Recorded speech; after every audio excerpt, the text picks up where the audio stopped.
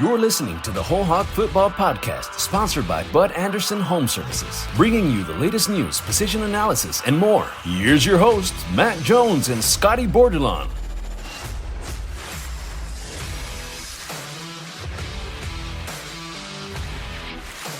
Going into Arkansas's game at Ole Miss, a lot of people said that it was a toss-up, and that's pretty much what happened. It was a toss-up down to the very last play. If Arkansas scores on the two-point conversion, they win. If they miss, they lose, and that's what happened. The Razorbacks fell 52-51 at Ole Miss. It was their second consecutive loss.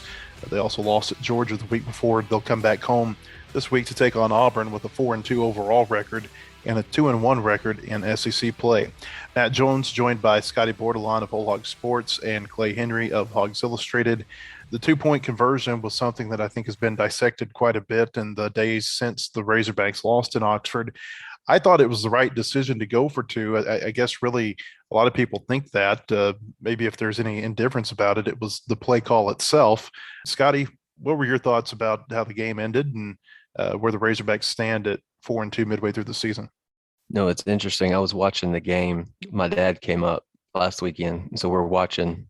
I didn't go to Oxford, so me and him were watching the game in the living room, and we were like, if Arkansas scores from 9 yards out and gets a touchdown to go down one, the kind of the saying is, you go for the tie at home and go for the win on the road. I was perfectly fine with going for two. I think sometimes, when a game is like Arkansas averaged like almost 8 yards of play, Ole Miss was close to, 8 or 9. And sometimes when you just need 3 yards in a game like that, you can kind of overthink things, be in your head a little bit too much. I was good with the play. I think the dump down to Dominic Johnson was there for a split second. And the split second that it was open, I think KJ had already decided that he was going to roll out to his right. And then when the secondary contain for Ole Miss came up, he had to, I think he realized that he had to get rid of that ball.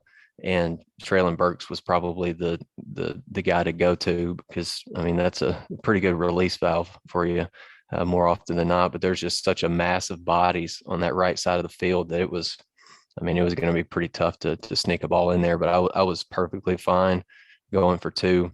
If you get that, you get that score, you are riding sky high going into Auburn. But even though you lost, you still feel pretty good about how you played, at least offensively, going into Auburn, who's, not the Auburn of old per se, but still a pretty good football team. The 2-point play, I have no problem with. I think you're going to have to make a 2-point play in that game to win it. If you go into overtime, likely both teams score, you kick an extra point, both teams score again, and then you're, starting with the second overtime, you're going for two. And you give Ole Miss the chance to go for two. It could be that they get a 2-point conversion before you, and you're going for a two to tie. So I liked where it fell. You kind of look back through the game, and there were situations where, to me, are more critical than that. You get the one field position break when you get a fourth down stop of Ole Miss and get it at the plus 33.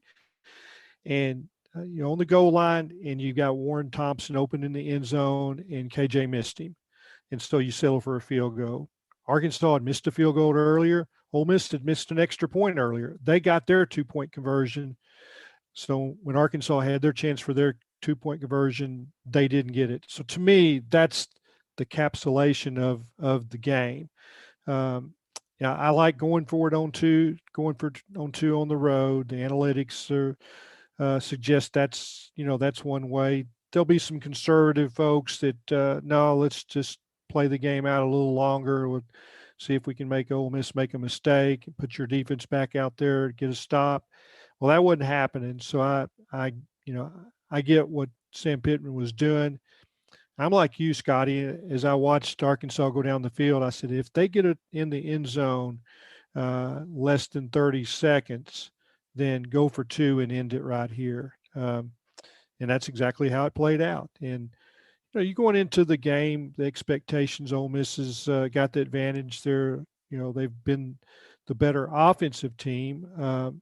They had not been the better defensive team, but it's turn out to be a shootout. You got what you hope for is an offense that could keep up with Ole Miss's offense.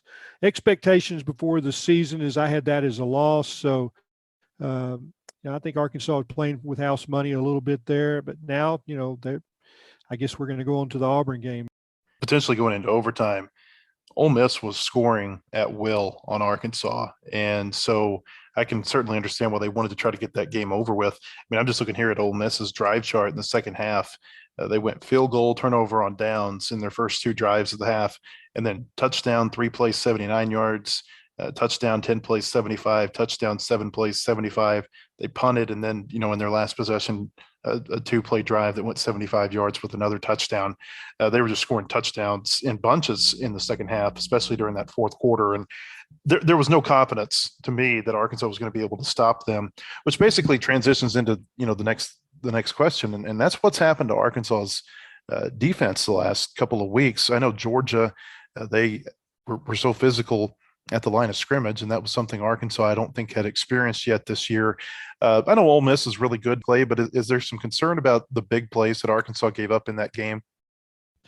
Well, I think that going into the Georgia and the Ole Miss game, I thought it was going to be a step up against better quarterbacks, and as it turned out, JT Daniels didn't play. Stetson Bennett is a good quarterback, not a great quarterback, but I think it's a game where you know that the quarterback play is exceptional. He might be the best quarterback in the country. He might be the Heisman Trophy winner before it's all said and done. But I think partly you have to analyze, is the 3-man front the right way to go? Do you have a 4th defensive lineman that you think can be in the rotation? I think it was a better offensive line. I also think that Ole Miss did some things scheme-wise that you have to kind of tip your hat towards Lane Kiffin, that they saw some things over the summer that they thought might work and saved them for this game. Turned out to be brilliant. But more than anything else, I think that they've asked their safeties to do an awful lot. And Jalen Catalon's beat up. He's got a broken hand. He's probably got a bung up shoulder. He's missed some tackles.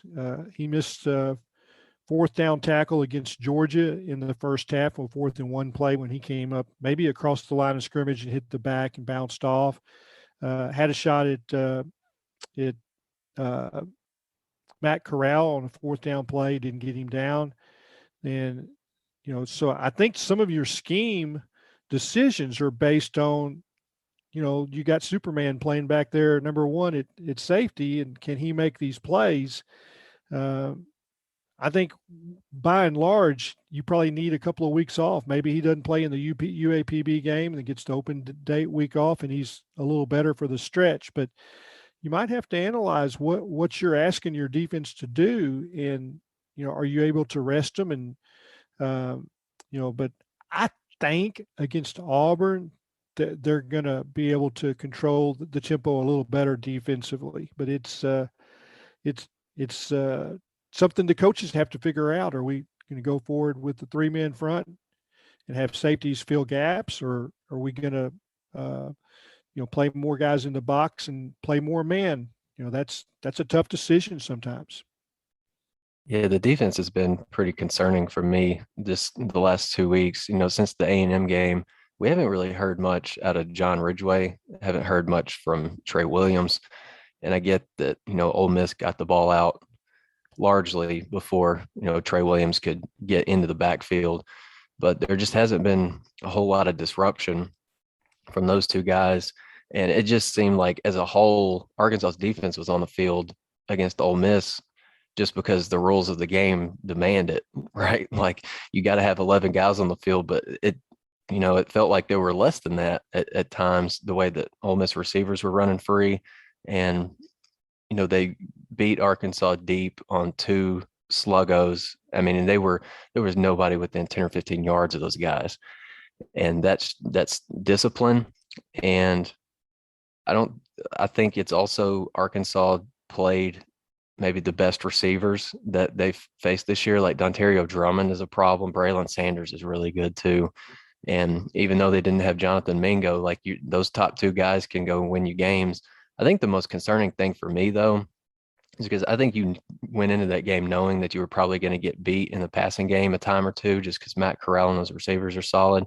But the run game was pretty disappointing to me. Ole Miss went in. Clay texted both of us that Jerry and Ely's not going to play, so you're feeling a little bit better about the hit that Ole Miss's running backs group took. But Snoop Connor, I mean, I think Ole Miss had three guys that ran for like 95 plus yards or something like that. That's not who Arkansas is as a defense. And, like Clay said, you got to credit Lane Kiffin and his offensive staff for, maybe gaming Barry Odom a little bit, and they created an extra gap for Arkansas to fill on the edge. And Arkansas didn't have enough bodies in the right spot. And you wall that off right. And, you see Snoop Connor running for 50 plus and 30 plus for touchdowns. It's been pretty tough to watch the last couple of weeks, especially in run defense. This defense has given up a lot of big plays this year. Even before the Ole Miss game, they had the long touchdown run against A&M on a broken play against Georgia Southern. Their quarterback went for 76. Even the Rice game, they had a long touchdown pass down the sideline early in the second half of that game. And so as good as they had been for the first 4 or 5 games, there had been some big plays, but certainly nothing like what we saw against Ole Miss. Sometimes I think you just I think about basketball, you get into basketball games where you might have a couple of good defensive teams, and then all of a sudden, the final score is 100 something to 100 something, just because that's the flow that the game gets into. And I felt like it was kind of that way the other day, that the play callers were so locked in. I think the defenses were maybe a little bit tired, because both of the offenses seemed to be scoring pretty quickly. And so they weren't getting a lot of breaks, even on, what were somewhat long possessions, because Ole Miss with Jeff Lebby, that's a guy that comes out of the Art Briles coaching tree, just like Kendall Briles, their brothers-in-law. And I think that both of them kind of have a similar philosophy about tempo and speed and whatnot. For Arkansas, KJ Jefferson played outstanding, probably as well as you could have expected him to play. And there was some thought that, would the nerves get to him before he went to Oxford? But that wasn't the case. That was, I think, as well as we've seen KJ Jefferson play in any of the starts that he's made in his Arkansas career. Yeah, that first throw that he made, I think it was an overthrow to Davion Warren. I think it was like maybe on 3rd and 7. That was a little bit of the early game jitters. But from that second series on, he controlled the game as well as we've ever seen him. And I finished his analysis earlier today, and he was as efficient and spot on and sharp at every level of the field, throwing the ball to every depth of the field as he's been all season. He was 5 of 5 behind the line of scrimmage, 7 of 8 from 1 to 5 yards downfield, 5 of 7 to 6 to 10 yards, 3 of 4 to 11 to 15 yards, and then he hit 5 deep balls. I mean, you take out the heave he threw to the end zone at the end of the first half, where he got picked off, and it's kind of inconsequential, but he hit 50% of his deep balls. And the most encouraging thing to me, I think, just kind of charting him throughout the year, you kind of see some trends, like which area of the field or level of the field is he, struggling at, which level is he efficient at. He was really struggling in that 6 to 10 yard range and then 11 to 15 yard range, but he hit 8 of 11 of those throws the other day. And that, if KJ can, become more consistent at that area of the field, Arkansas's offense is going to take off, I think. And the emergence of a guy like Warren Thompson is really big too, because he can alleviate some pressure from Traylon Burks, and he can go downfield and get a deep ball, or he can just find an open area in the defense, and he's got I think pretty sure hands. I really like what Warren Thompson's doing, and I think it gives KJ another weapon. I figured KJ was going to go into Saturday playing pretty inspired. That was the best.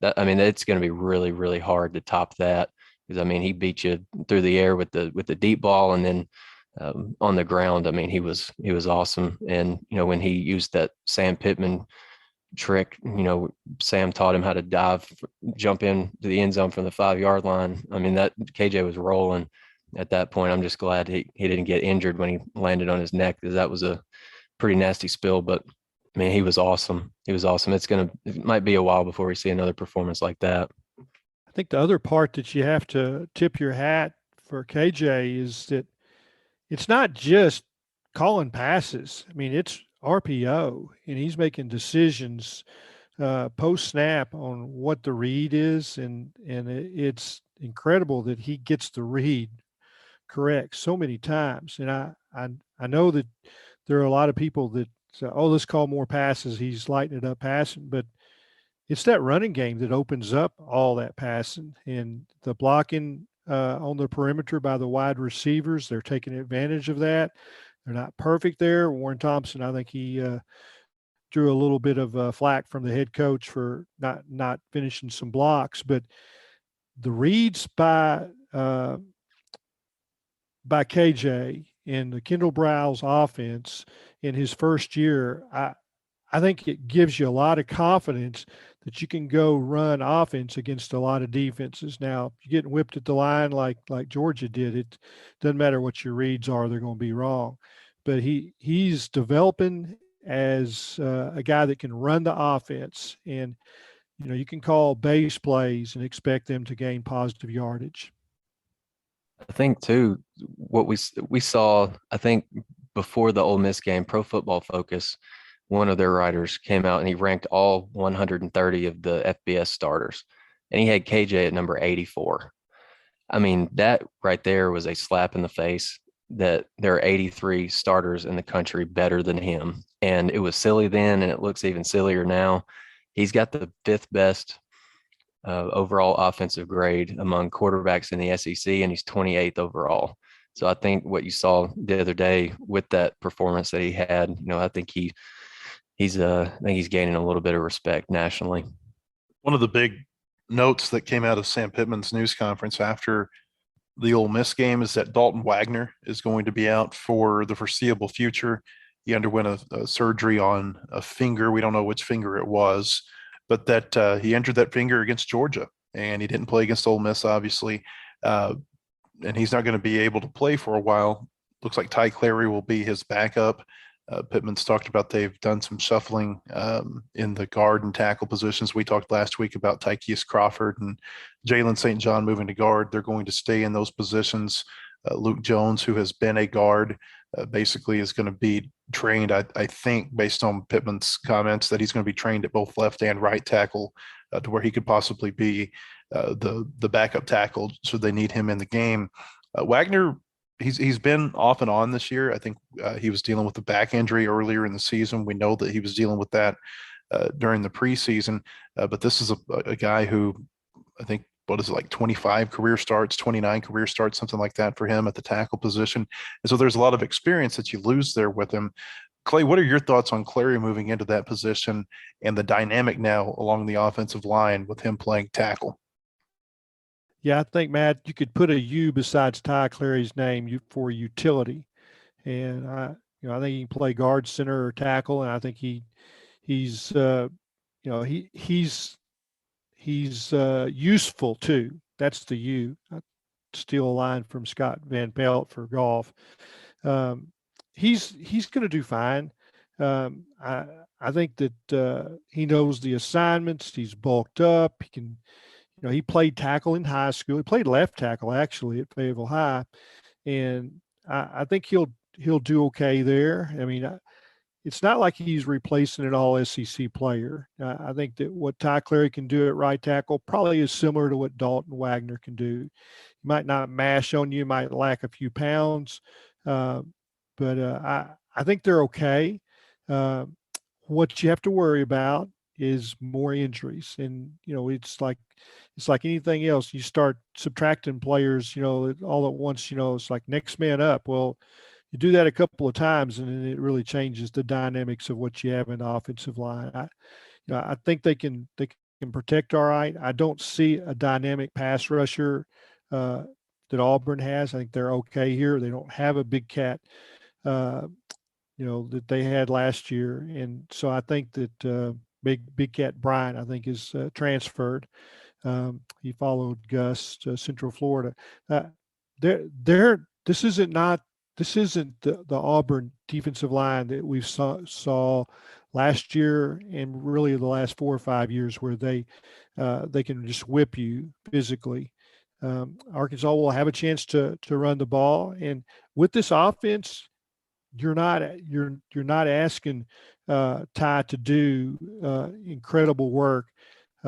He's got to set the pocket, but I think they can probably move KJ around a little bit if they see some problems there. I think Clay made a good point that, losing Dalton Wagner, it's not like a crushing blow, just because I think you feel pretty good about Clary at right tackle. But I will say, Pro Football Focus numbers, they like Dalton Wagner a little bit. I think they got him as the number 6 tackle in the league. He's one of the best run blockers. And so that may be where you miss him the most. But, his pass blocking grade is a little bit lacking. So maybe Ty Clary can come in and give you a little bit of a boost there. I think what also helps is, if you face a defensive front with 3 down, your right guard can come over and kind of help you out on that edge to, kind of solidify your pass blocking a little bit. The WholeHog Football Podcast is brought to you by Bud Anderson Home Services. Visit them online at gocallbud.com. Bud Anderson is proud to be the official heating and cooling provider for the Arkansas Razorbacks. This partnership will support all Razorback athletics for over 400 student athletes across 19 sports. Woo-pig!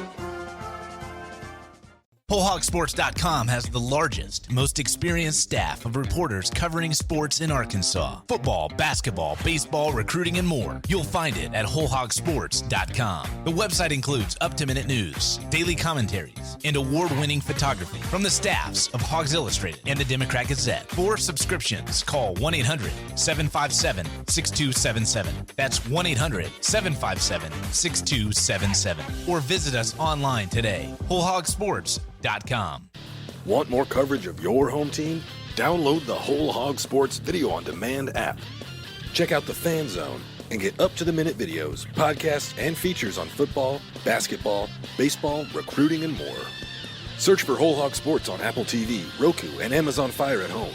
And take it with you on the go by downloading it for your mobile device in your app store. The Whole Hog Sports Video on Demand app. Get it today.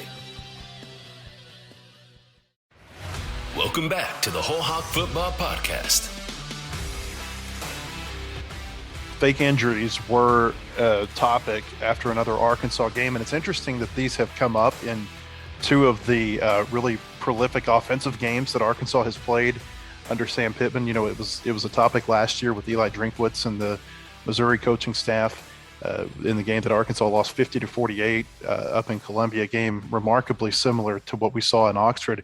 In fact, if you go back and you look, from what I've been able to find, Arkansas has played in 4 games in its history when the 2 teams combined for more than 1,200 yards. It was 1,287 on Saturday between Arkansas and Ole Miss. The only other 3 games where that's happened were the great Andre Ware, Quinn Grovey shootout in Little Rock in 1989, the Arkansas-Houston game that year, the Arkansas-Missouri game a year ago, and that great Arkansas-Texas A&M comeback in 2011, the Tyler Wilson, Jarius Wright game. But the reason I bring this up is we've seen fake injuries be an issue now a couple of times against this Kendall Briles offense. Sam Pittman I think he watched his words very closely whenever he was asked about this at the end of his news conference on Monday. But I think the evidence is clear that you had Ole Miss players looking toward the sideline and then falling down in an attempt to slow down the momentum of the Arkansas offense in that game. And I think it's very interesting. Pittman mentioned that he's on the board for the American Football Coaches Association. Hunter Yurachek has been, added to a prominent position with the NCAA this year in a football oversight committee that helps recommend rule changes. And so you've got a couple of influential figures here that I think this is going to be something that whenever rule changes come up again, Clay, it's going to be one of those things that's certainly looked at, along with targeting, which has certainly been an issue in some of Arkansas's games. Yeah, you're right, Matt. But I don't know what you can do. And I think they've really struggled with the answer to this, and they haven't found one yet. And there's thought that, that you lose that player for a possession, or I don't know. I've heard a coach say that the best way to do it is to, let the coach from the other sideline pick somebody to take out of the game. In other words, you say that guy goes into the penalty box for a few plays.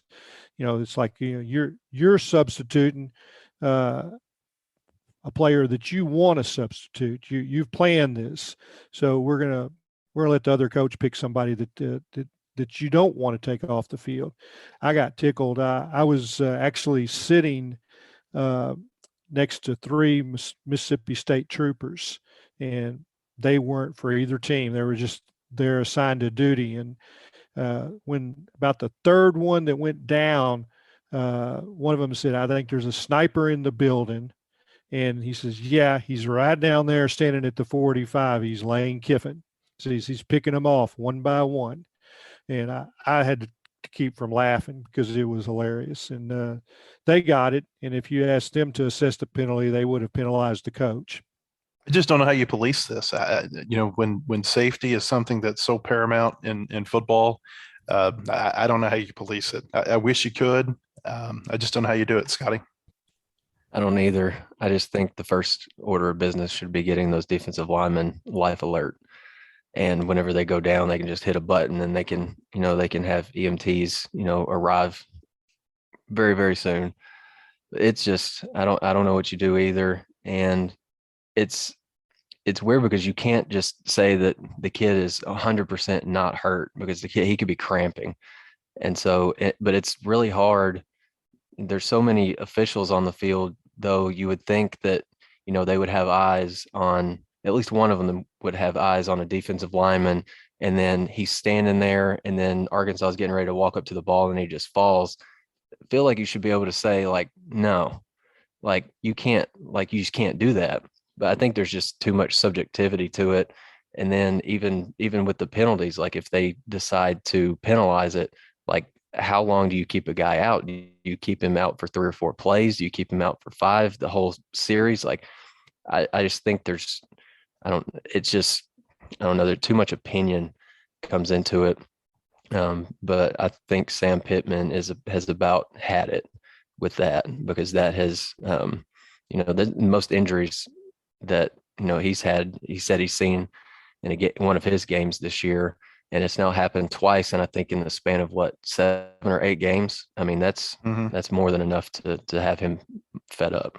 Well, and I thought Auburn was kind of a notorious abuser of that before Gus Malzahn left there. But that maybe this weekend. Sam may flip his lid. Yeah, he'll flip his lid.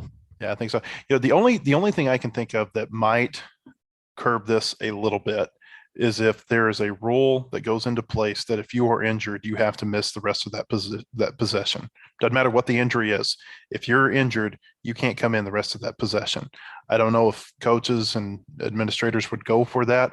I think that's a way that you could possibly do this. Or maybe there's at least a minimum count snap or snap count before you can come back into a game.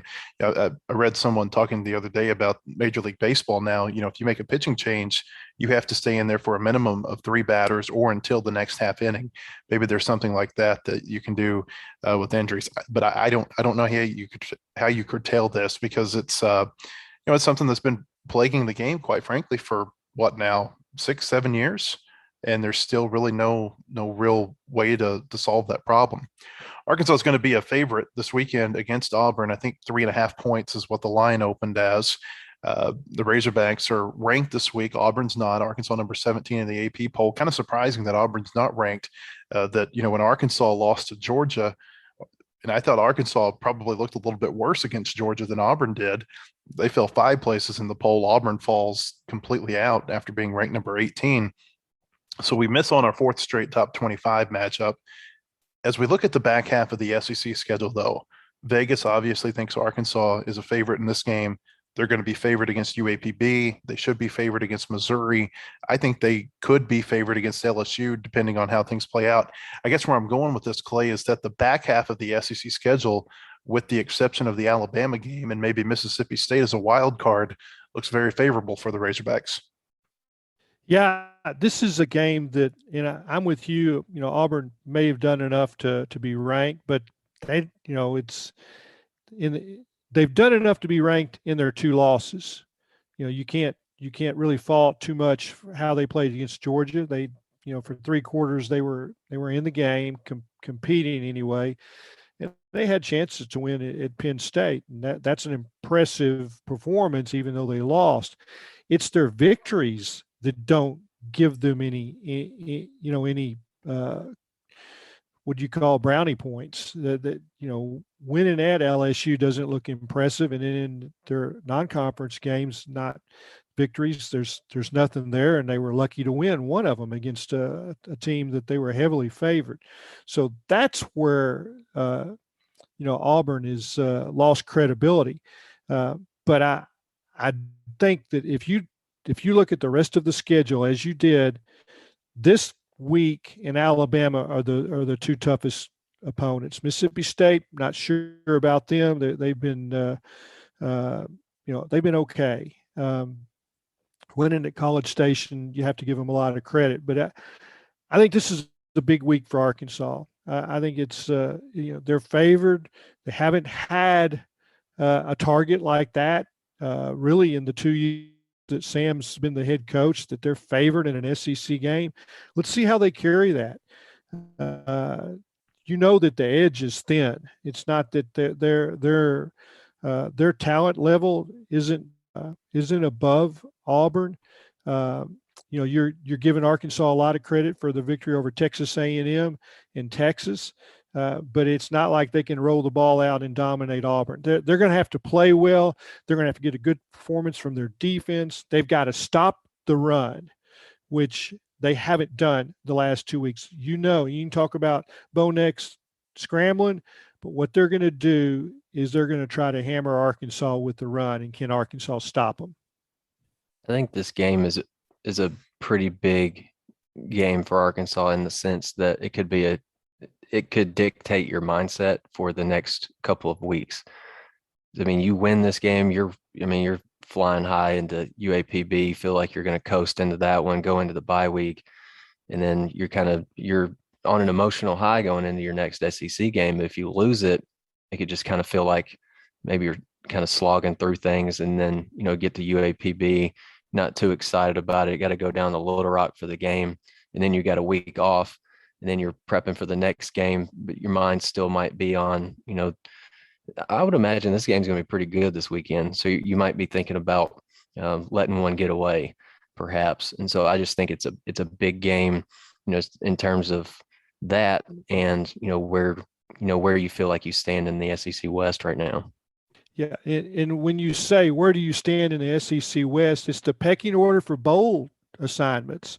And I said this before the Texas A&M game. You get a leg up on Texas A&M with a victory, because when it's head to head, and Greg Sankey is picking bowl assignments, and you say, well, we can send Arkansas, or we can send Texas A&M to the Citrus Bowl, or we can send Arkansas or Texas A&M to the Texas Bowl, or it's going to be the same thing with Auburn's going to win enough games to go to a bowl game probably.